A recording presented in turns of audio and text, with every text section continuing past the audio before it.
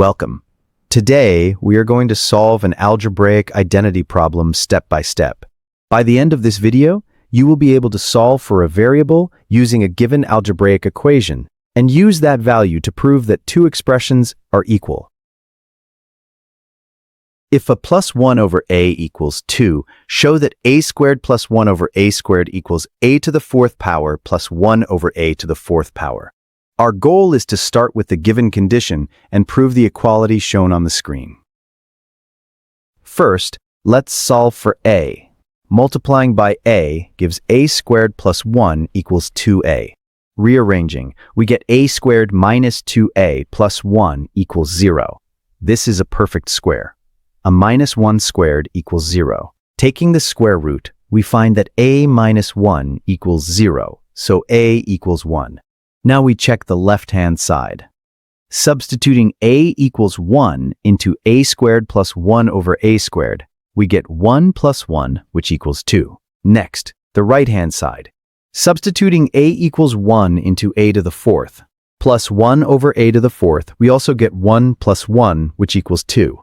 Since both sides are equal to 2, the identity is shown to be true. Let's start with the information we are given. We are told that a plus 1 over a equals 2. Our first step is to find the value of the variable a.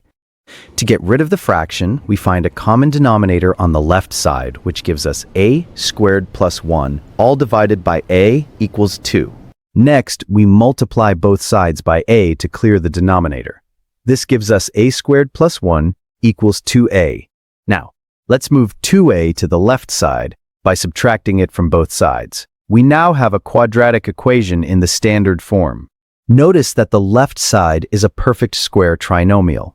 It factors beautifully into the quantity a minus 1 squared equals 0.